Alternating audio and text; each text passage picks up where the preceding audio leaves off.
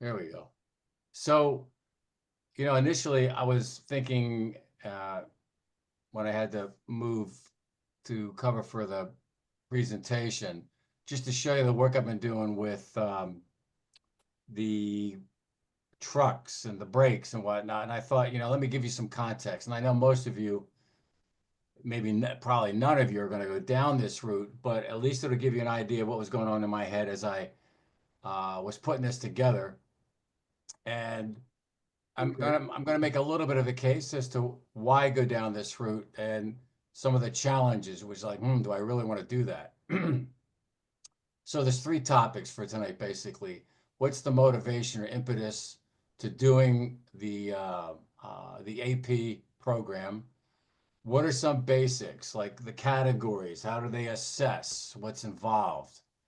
And then um, the realization I had was years ago when a couple of fellas came to an open house. You know these guys, Bill, Dick Gunther and Herb Gishlick. And I think both of these guys are master model railroaders. And they were looking at the layout.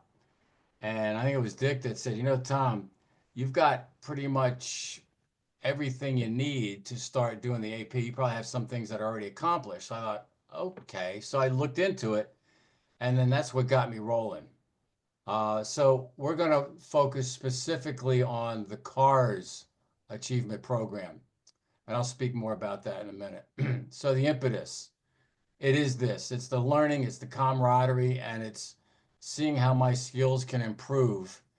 And what was so compelling was to have fellas look at your work, and their intention is not to be critical so much as it is to help you see what you can do to improve what you're doing.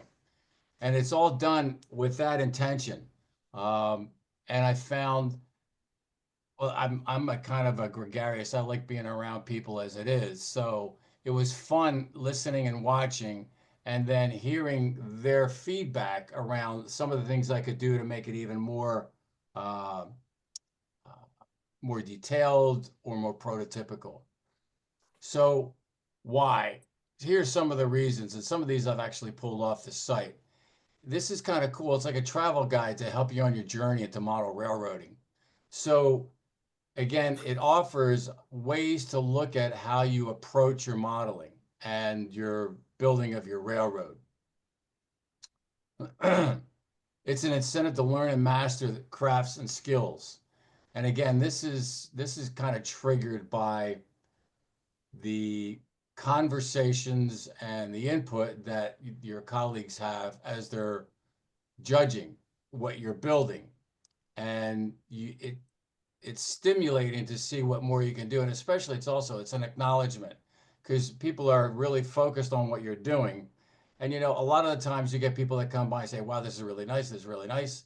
But this really got granular around what they appreciated and whatnot. So it really stokes the furnace, if you will. It's a great source of ideas. And again, this goes back to the fact that when they're commenting on what I've done, there's things that they mentioned that I never would have even thought of. And when I go to make the improvements, it's a much more appreciation from my point of view. I mean, for those of you that build, you know how, at least for me, exciting it is when you get closure, you finish a project, and you're pretty proud of what you've accomplished. So the categories toward a master model railroad, and I just want to be clear here, the intent is not to get this MMR certificate. That's not it. It's really about enjoying the process along the way. So they've identified 11 possible certificates. Of the 11, there's 7 Tom, that are required. So here we go. Tom, Yeah, is the slideshow supposed to be progressing? I'm still compressing. stuck on the first slide. Really? Can you see that? Yes, it changed now. Wow, let me try this. Can you see that where it says impetus? Yes. Yes, that's what I see now. Yeah. Can you see the 3 bullets under that? Yes, Can you see this next slide? no, NMRA AP Achievement Program Y? no. Oh, brother. What the hell? Okay. So, Not unless you click it over there in the left-hand column. yeah, so you could, all right, I guess I'll just stay here. That's bizarre. Have you gone into slideshow mode, Tom? Yeah, it's in slideshow. Yeah, if with that, Wait a minute, give it a time. and Can it'll you, take you to the beginning. So fast forward to the next slide. are you still on the same slide? Went back to We're the still first on the slide. original. Yeah. Ah, then forget it. So I'm yeah, just gonna no. use this. Yeah, just do that. So this is what I was saying about the impetus and the fun behind it. I'm sorry. No, I'm glad you did that. Did you see this? Yes, Okay, there's that. There's that. So the 11 possible certificates are available, and there's these 4 categories. So in model railroad equipment, it's locomotives and cars. So there's 2 certificates there. The settings category includes structures, sceneries, and prototype models. So there's 3 more certificates. Engineering and operation is a civil engineer or engineer electrical and chief dispatcher. I'm not going to go into any details around these. It's explained very well on the NMRA site. And then service to a hobby. So this is in the volunteer zone where you can be an official, a volunteer, or an author. So this is focusing on cars, and what they require is that you build 8 operable scale models, which means they can run on a track and they'll take a turn. 4 of those got to be four different types of the 8.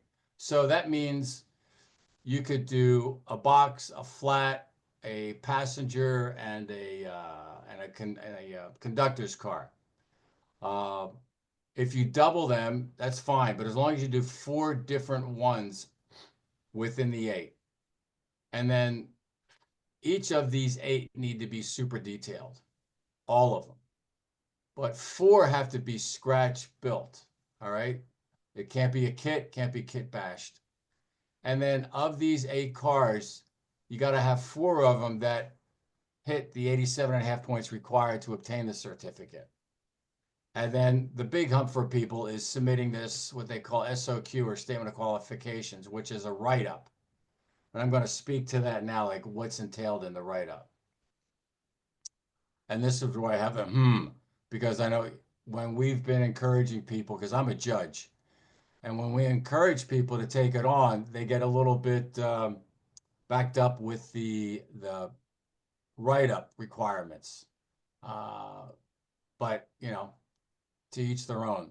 So within the SOQ, here are the 5 areas that you want to write up. One is how you built it. The next is all the details that you've put on there. The conformity, of course, is the degree to which it matches either the diagram or the photograph that you're using or the illustration.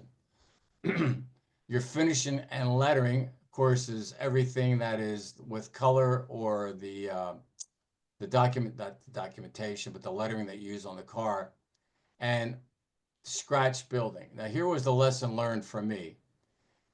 If you build a car that's a kit or kit bashed, that almost immediately takes out the scratch building section because there's nothing scratch built. It's already there for you. So if you want to enter that for a certificate, then you need to make sure you emphasize the other 4 categories.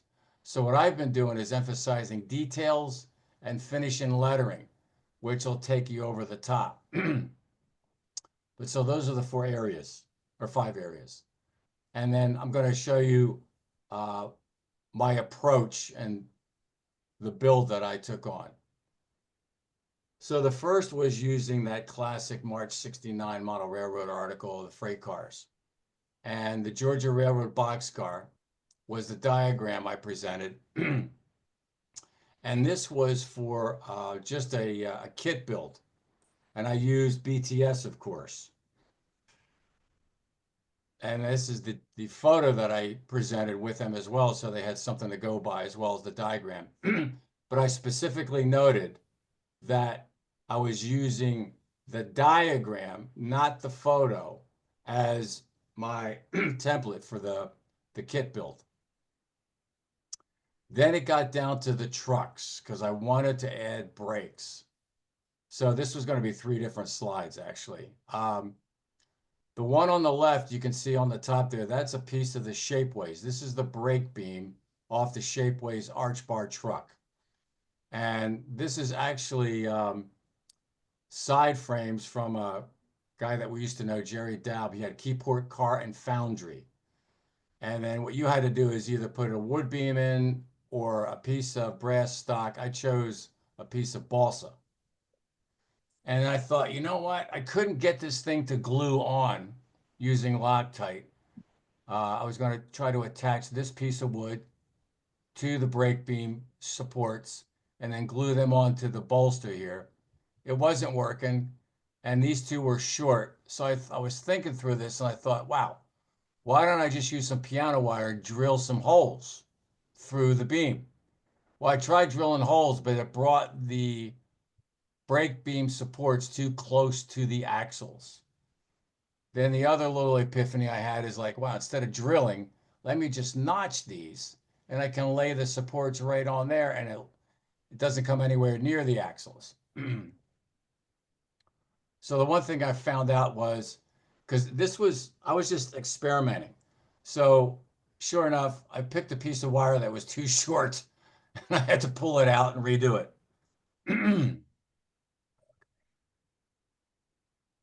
So this is the redo. There's the 4x6 beams. And you can see here's the Shapeways truck. And what I did is I just detached the wood beam from the truck. And these two little things here are scrap styrene that I shaped in the brake shoes. And then I measured or lined up approximately where the wheel treads are and made a notation on the wood beam so I knew where to put the shoes. And here they are attached. You can see this is a little cattywampus here. I was just setting it up just to get a feel for it.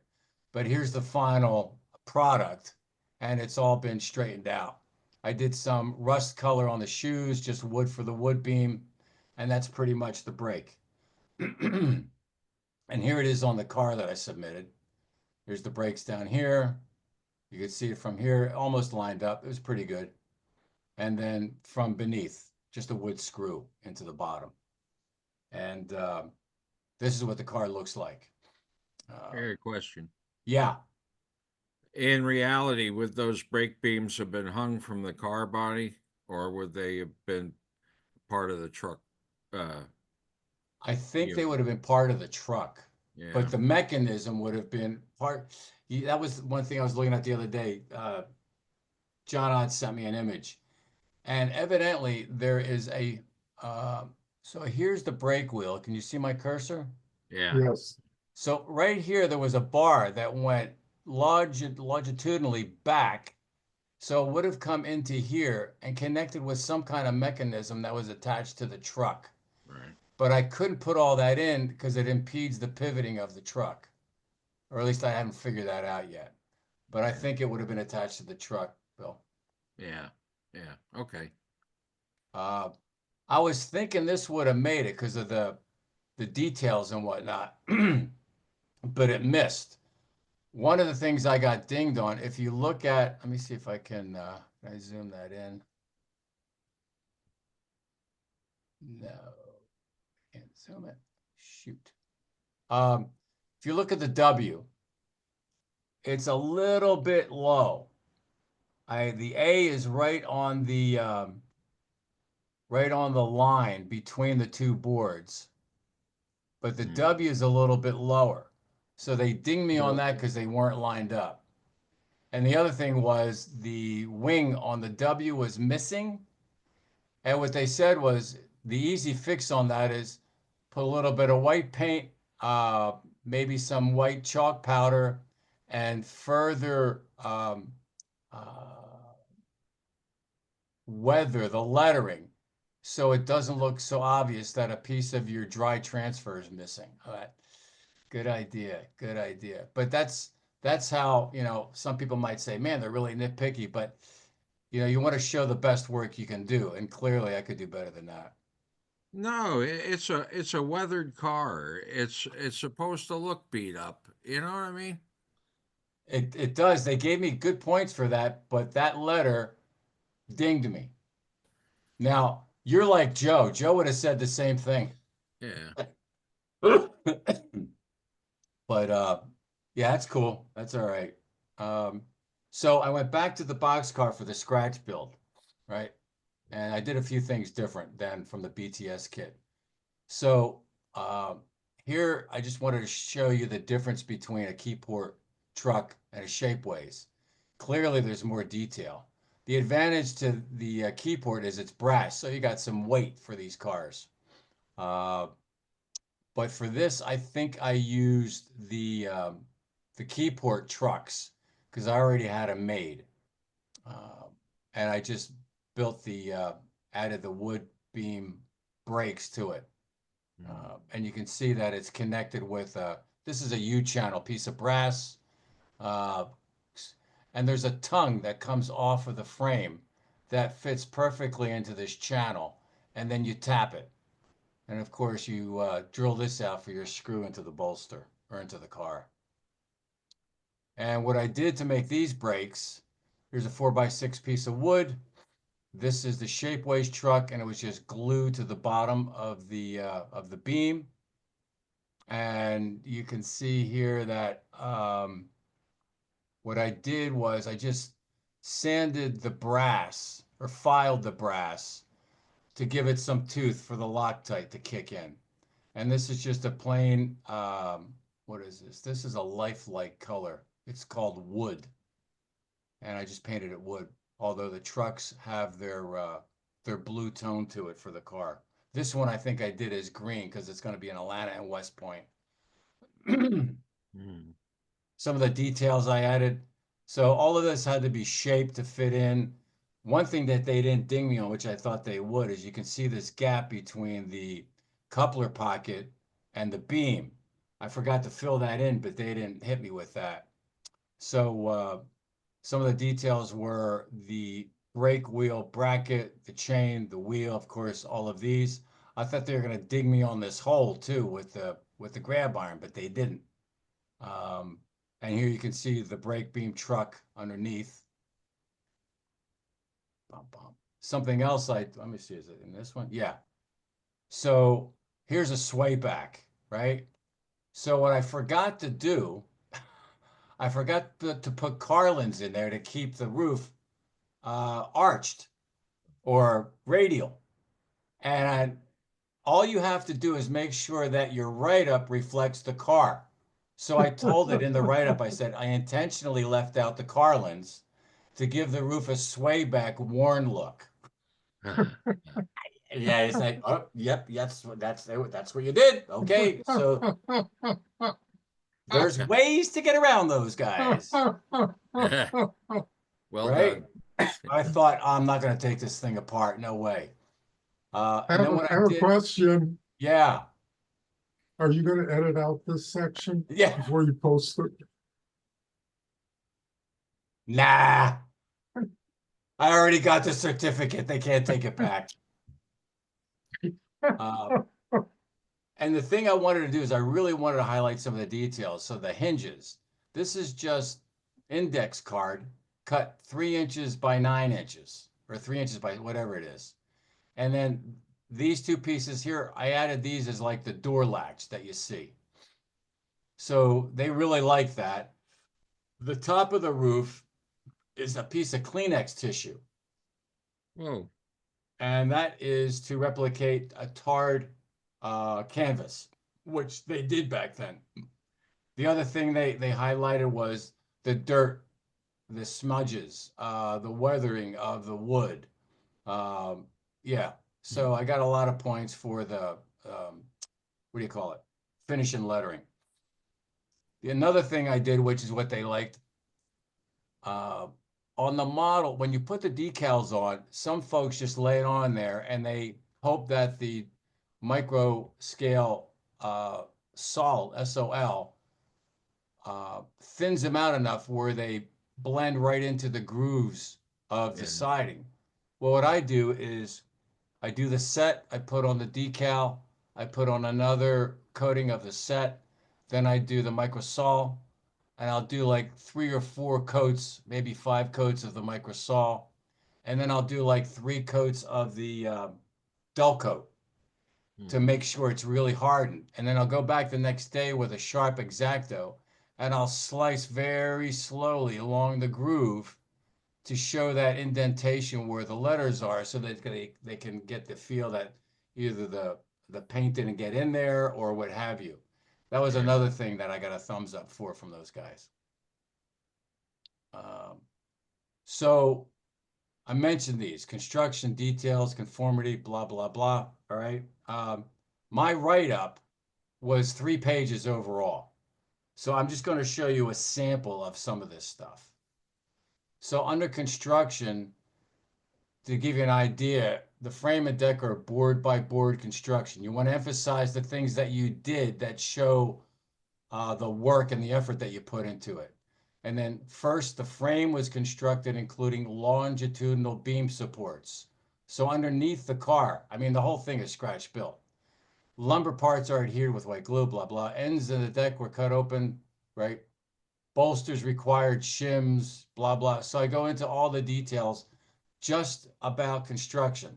One of the places that you can get tripped up is when you're talking about construction, it's easy to drift into something else like conformity. So that's why it's good to have someone that's been through this kind of guide you. In the details, I included the tarred canvas, the Kleenex, um, that was the tissue. Then I had all kinds of other things about the details that I put in there. And another thing that they appreciate, instead of having to read sentence after sentence, I put the bullets to highlight what are the details so they can look at a bullet, look at the car, as opposed to trying to scan all of the text. And this will give you an idea of most of the detail, the super details that I put in here. And then it can see that and then refer to it, say, oh, yep, this looks good. Okay, you got that? Yep. Conformity. I emphasize the fact that I worked off this diagram. So if you have multiple images or whatnot, you definitely want to tell them which one you worked off, because that's what they're going to scan to make sure it matches what your model is. And I even clarified that although this was labeled for the Georgia Railroad, I made it into the Atlanta West Point. And I don't know if I made this up or not, because this type of construction was common for both lines. Whether it's true or not, I have no idea. But they don't know. But as long as you reference that in the write-up, it doesn't matter. And then I highlighted conformity elements, blah, blah. And then finishing lettering, I told them it was brush painted, the colors that I used, what was painted what. And this way, again, it's another reference for them so that they can see, does this really match what I wrote up? And then for scratch building, since this was a scratch built car, everything about it is actually in the construction section. So instead of rewriting it again, and similar to what I did with details, I highlighted them with bullet points. So it's an easy reference for them when they go to check out the car. And you got to kind of put your judge's hat on when you're doing this. And then for scratch building, blah, blah, blah. Here, didn't I just do that? Oh, yeah. I have the same slide here. Yeah, so it's pretty much the same. I put this right at the top. It's board by board. Every single board on there is individual, including the doors, including the caps on the end beams that are curved. Right. And then lastly, these are the cars that I plan on submitting. Actually, I submitted the open cattle car. And although this was technically a kit bash because it's built on top of a Mantua frame, what I did is I put wood framing along the base of the base of the car and gave it some texture. I left the truss rods and the queen posts, but this car is board by board construction. And they were gobsmacked with that. And they said, how'd you glue it? I said, white glue. And what they look for globs of glue that hadn't been cleaned off. And there wasn't one. And the lettering was great and the finishing was great. So I think I got 90 out of the 87.5 points on this one. With the scratch built boxcar, I got, I think, close to 100 on that one. But this is going to be, the Adams Express is going to be submitted as a scratch build. I'm going to highlight the fact that these are swing trucks. I'm going to use the image in Abdul's book and the LOC, which shows the swing trucks. I'm going to tell them that the reason that these two beams on the swing truck are lighter because they were recently replaced. Highlight the fact that it's been weathered and worn. The door was actually scratch built, and those separations between the windows, those are individual pieces of wood because I tried to cut them out and I kept on splitting the wood. So I said, screw it. I'll just build it up to here and then put these things in and put a cap on it. And it worked fine. Metal roof, blah, blah. With the conductor's car, this is going to be entered as a scratch build as well. This will be kind of cool. It's different. One of the guys said, you ought to put Lincoln pins in the car. It's a detail that they can give you points for. I said, good idea. But when I took this picture, I realized they might not nick me for it because there's so much to look at. But I got to clean up this paint job in here because some of the blue in the siding leaked into the inside here. So I might want to, you know, just clean that up or do something. And then I've got an interior I got to take some pictures of to show that, you know, that there's detail that goes inside as well. And then, yeah, so these will be the next three that go in. Plus I got a fourth one. And I think it's a slam dunk to get the certificate for cars. And then, so this was just an attempt to incentivize anybody that has a layout or plans on building one. The golden spike is the easiest one to get. It's, and most of you guys probably have, if you have a layout, already have this stuff. You got 6 units of rolling stock. That's it. That's all you need. 5 structures, scratch built. 8 square feet of layout, including scenery. So the golden spike pretty much is a fairly simple one to pull off if you ever think about doing it. And it's fun to have, like I say, for me, it's the camaraderie. To have these guys come over, talk about it, learn some stuff, and it really builds the energy and the motivation to continue doing more. So that's the show. Any questions, comments? Hey, Joel. On the piano wire, Tom, Yeah. you might consider making it slightly longer and then bending it so the brake shoes actually sit more to the side of each wheel. They're kind of sitting up here. Yep. And I think that if you made that wire long enough, you could bend it around so it doesn't interfere with the wheels, and the brake shoes are hanging Closer to center like with the wheel. sides to the top. Yeah, Cool. but this is good stuff, Tom. Congratulations. Thank you. Thank you. It's been a lot of fun. It's been a lot of fun. Let's see. Cool. All right. Yeah. So let's see. April. Oh, April, we have our guest speaker, I think. The fellow that Shirley turned me on to. The third Thursday? Yeah. Yeah, from now on it's gonna be third Thursday unless there's stuff to like jam in. Or somebody has a delay of some sort. Joel, how you doing? Oh, fine. Cool. I was down in, I just got back, spent a week in DC with the family. Sorry, DC, not you, but the District of Columbia.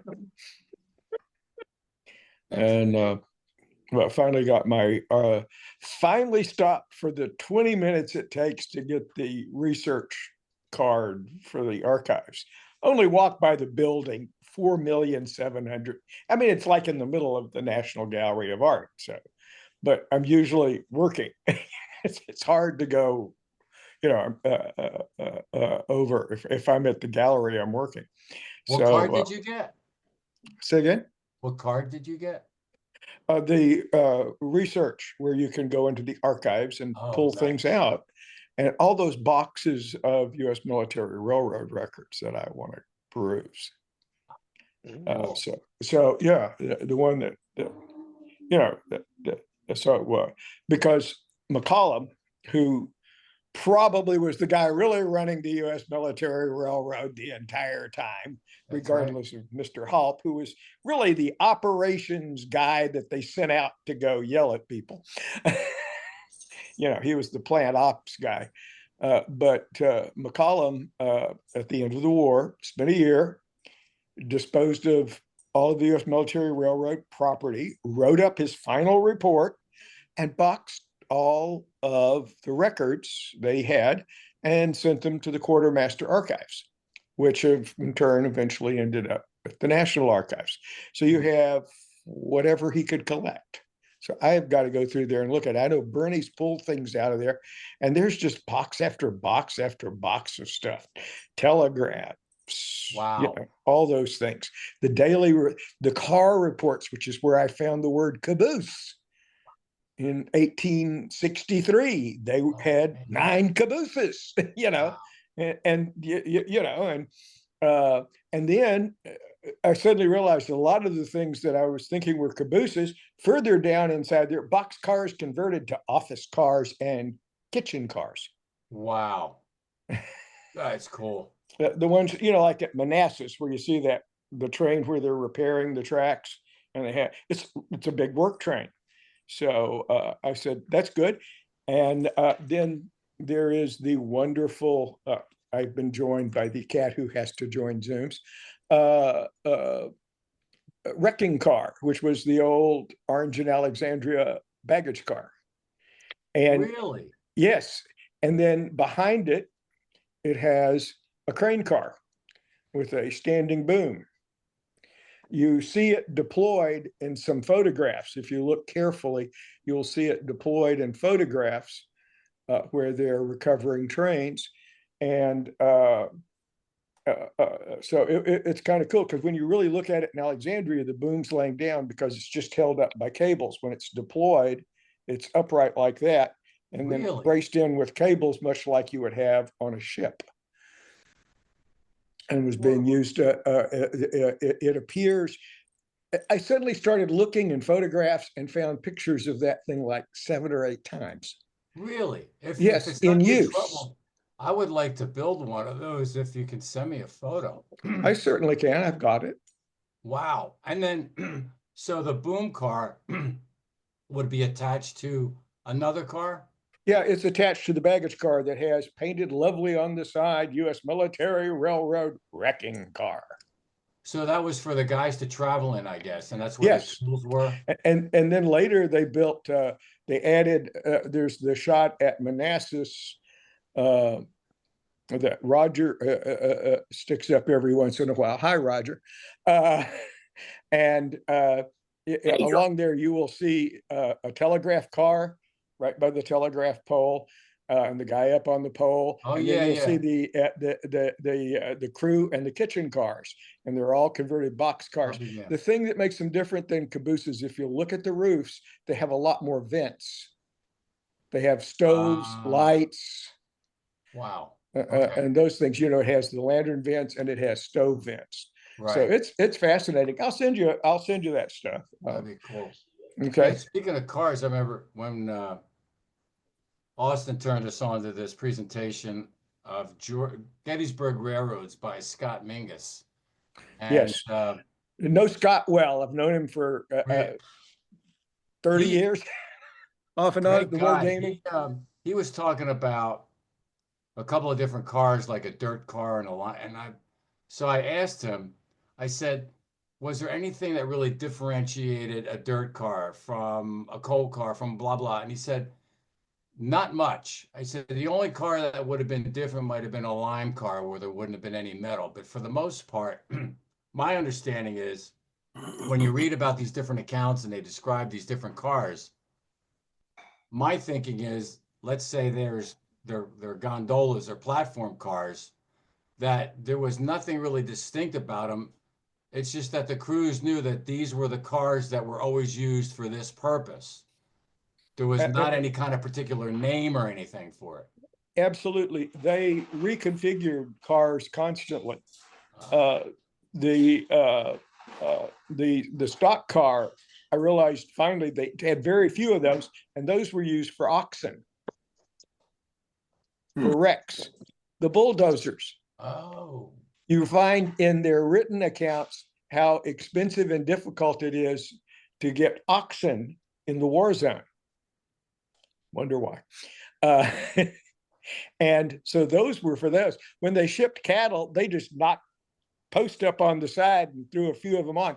There's not really much. Many times they actually shipped the cattle. They usually made the cattle walk. no, I'll be damned. Okay. They drove the cattle.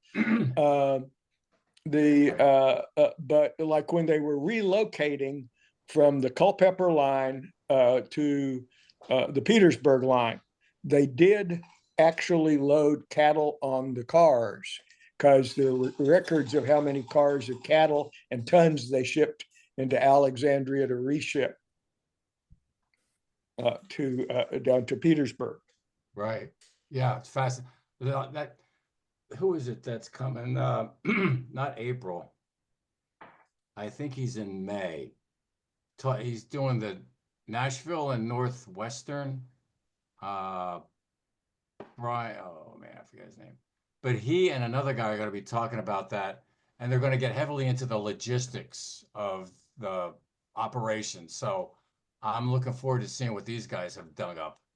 That should be a fun presentation. That'll be in May. Right, and I was researching the old Washington and Alexandria line. Oh, okay. Part of it is very heavily in use by the CSX in DC. Surprised. They rerouted it because the old B&O station was actually right up at the west side of the Capitol, the big front looking down the mall. Over on the north side was the B&O station, and there was a track that goes over to the Washington and Alexandria, and then across Long Bridge and on down to downtown. A lot of those rights are still there.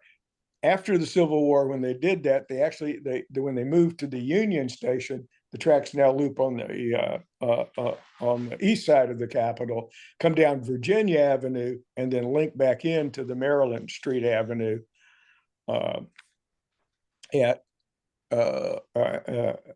And so I was over there looking at that. It was real easy because you get off the train at L'Enfant Plaza, you're right there, actually. And if you get off the VRE or Amtrak at L'Enfant, right there, you just come across those tracks. And I'm going to add that into my long run to give connection out. Its major siding goes down to the Arsenal, which is now Fort McNair. Because that was actually where they had lots of the hardware that was being shipped. Okay. So you have all those loads. You have the loads coming south on the B&O, and then the Arsenal producing this. Washington DC had a lot of manufacturing. I would think, yeah. In the war inside the nation's capital, you had lots of shots of material, things being made. And the nice thing, of course, about that is all those things that are Army, they're complete records. That's cool. This is the archives that you got access. Yes. Wow, that's cool. I started pulling some stuff out. It's gotten kind of interesting. But I'm going to spend some time. If there's anything anybody would like me to look up, I will try. Okay. I'll You're keep on that in that. mind. It's about, I'll be back up in a month. Wow. Okay. Thank you for that offer. Okay, that's all I've got. Cool. I'm going to stop the recording. There we go.